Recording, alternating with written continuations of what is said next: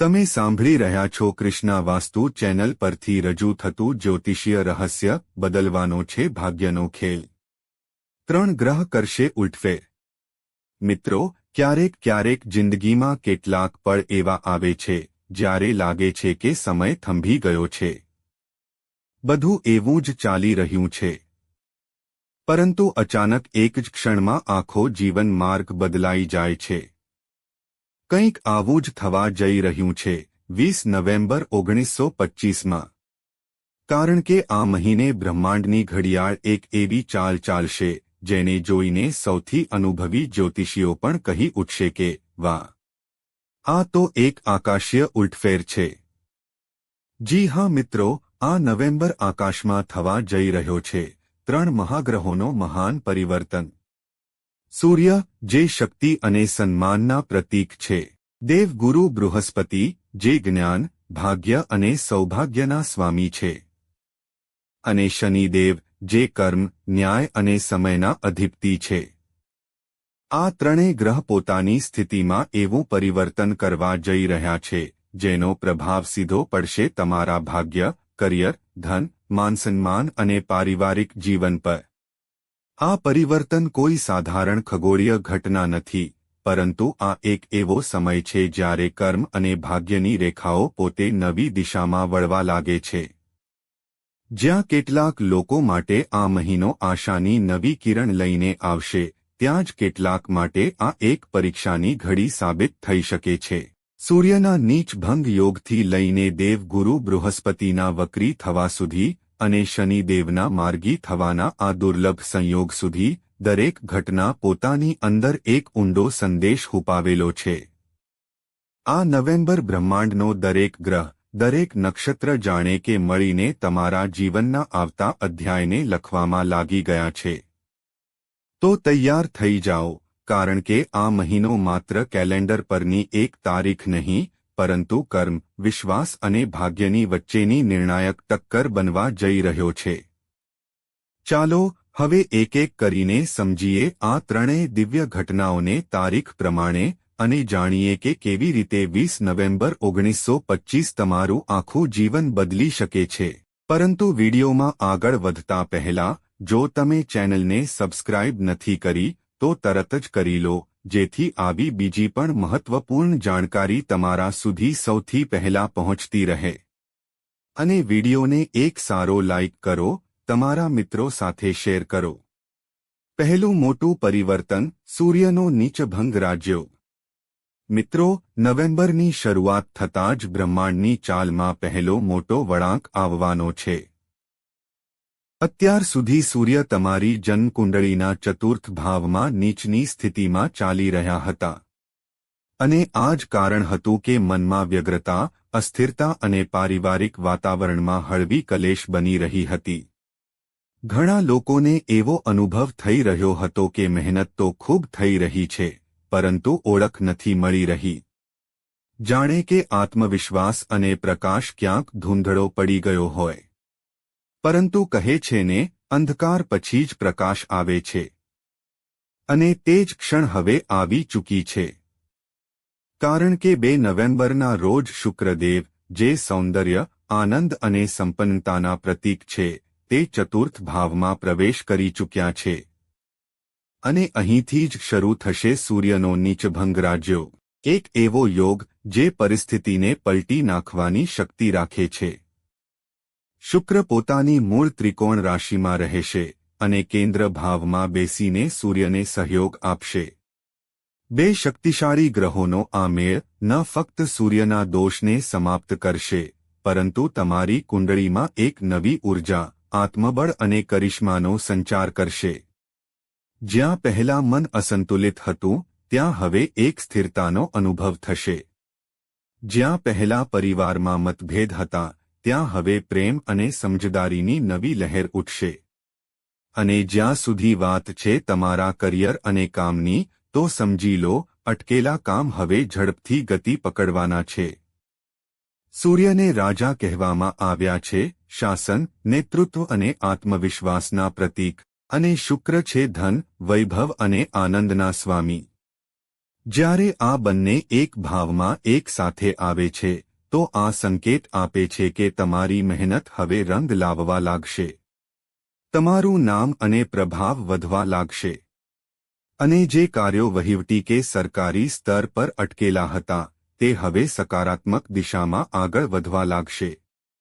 આ સંયોજનની દૃષ્ટિ સીધી તમારા દશમ ભાવ એટલે કે કરિયર ભાવ પર પડશે. આનો અર્થ છે નવી જવાબદારીઓ, નવા અવસર અને કેટલાક લોકો માટે સરકારી લાભ કે પ્રમોશનના સંકેત પણ મળી શકે છે. જે લોકો બિઝનેસ કરી રહ્યા છે તેમને પણ કોઈ પ્રભાવશાળી વ્યક્તિનો સહયોગ મળી શકે છે.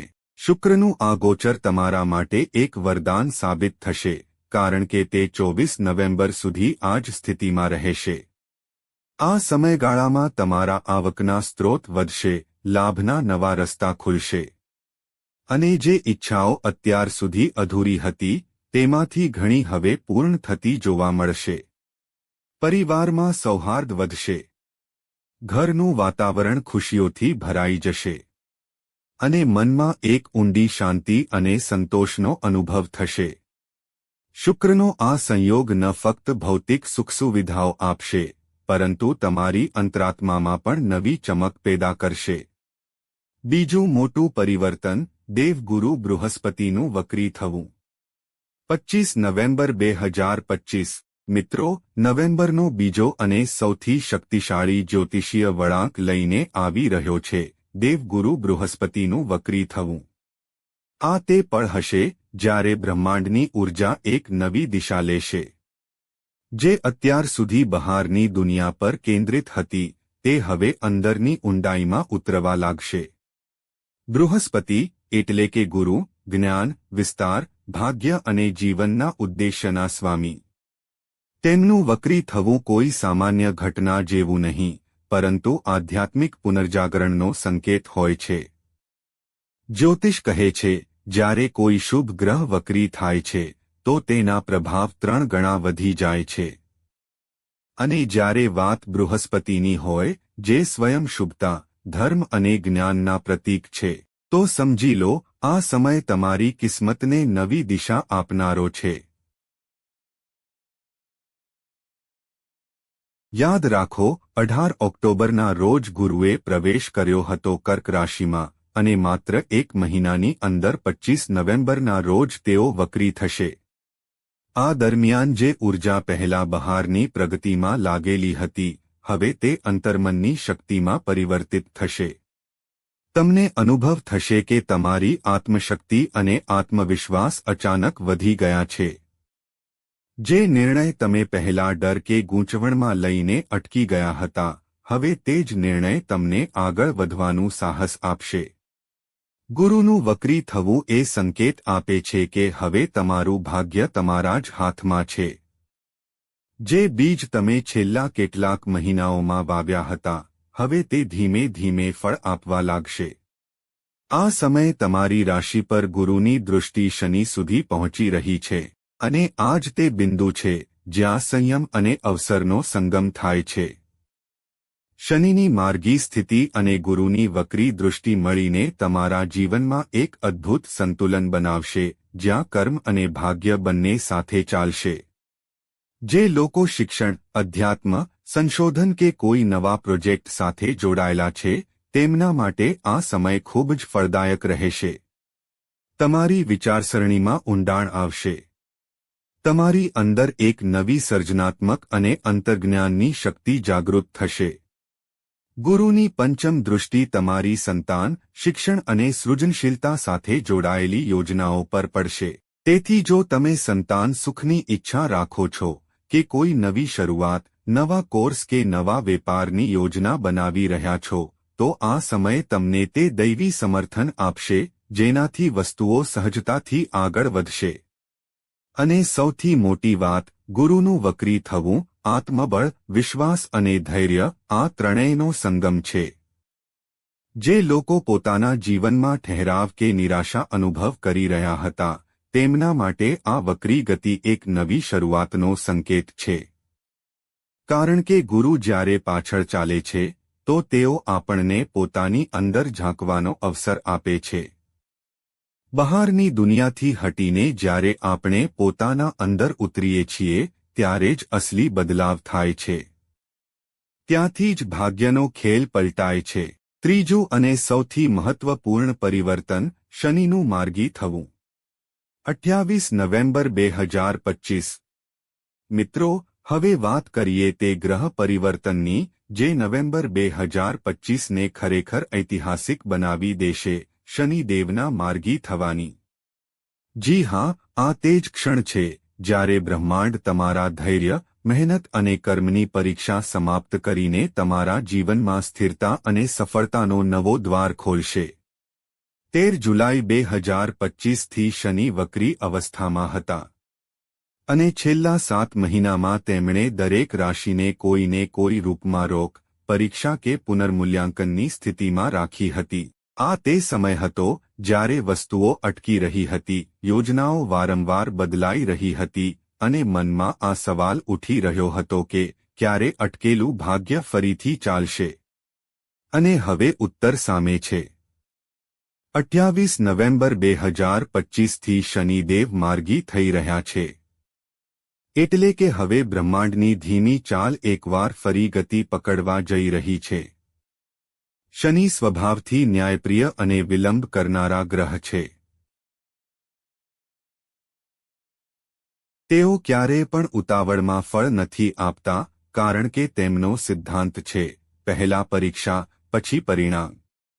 છેલ્લા મહિનાઓમાં જે વિલંબ, સંઘર્ષ કે ભ્રમ ચાલી રહ્યો હતો, તે ખરેખર તમારા આત્મબળ અને કર્મની પરીક્ષા હતી. અને હવે જ્યારે આ પરીક્ષા પૂર્ણ થઈ ચૂકી છે, તો તે જ શનિ હવે પુરસ્કાર અને ઉપલબ્ધિ આપવા જઈ રહ્યા છે. જેવા શનિ માર્ગી થશે, તમારી અટકેલી ઊર્જા ફરીથી પ્રવાહિત થવા લાગશે. જ્યાં પહેલા અવરોધો હતી, હવે ત્યાંથી નવા અવસર ઉભરશે. જે કાર્ય વારંવાર અટકી રહ્યા હતા, સરકારી કાર્ય, પ્રમોશન, કાયદાકીય કેસ કે બિઝનેસ પ્રોજેક્ટ્સ, તે હવે એક એક કરીને ગતિ પકડશે. શનિની દૃષ્ટિ હવે તમારા લાભભાવ પર પડી રહી છે. આનો અર્થ છે કે ધન વૃદ્ધિ, આવક સ્ત્રોતોમાં વિસ્તાર અને લાંબા સમયથી અટકેલો લાભ હવે સાકાર રૂપ લેવા લાગશે. જો તમે કોઈ રોકાણમાં પૈસા અટકાવી રાખ્યા છે, તો હવે તેની વાપસી કે નફાની સંભાવના વધી જશે. વેપારીઓ માટે આ સમય નવા કોન્ટ્રાક્ટ્સ અને સ્થાયી ગ્રાહકોનો યોગ બનાવી રહ્યો છે. શનિની ત્રીજી દૃષ્ટિ તમારા પરાક્રમ ભાવ પર પડશે. અને આ જ તે સ્થાન છે જે તમારા આત્મવિશ્વાસ, સાહસ અને નિર્ણય ક્ષમતાને દર્શાવે છે. હવે તમારા અંદર એક નવી ઊર્જાનો સંચાર થશે. તમે તમારા વિચારોને મજબૂતીથી સામે રાખી શકશો. સંવાદ કૌશલ્યમાં નિખાર આવશે. અને જે લોકો મીડિયા, લેખન, સેલ્સ કે રાજનીતિ સાથે જોડાયેલા છે, તેમના માટે આ સમય લોકપ્રિયતા અને પ્રભાવનો છે. હવે વાત કરીએ શનિની 10મી દૃષ્ટિની, જે સીધી તમારા કર્મ અને કરિયર ભાવ પર પડી રહી છે. આ દૃષ્ટિ સૌથી મહત્વપૂર્ણ છે, કારણ કે આ જ નક્કી કરે છે કે તમારી મહેનતને કયા રૂપમાં ફળ મળશે.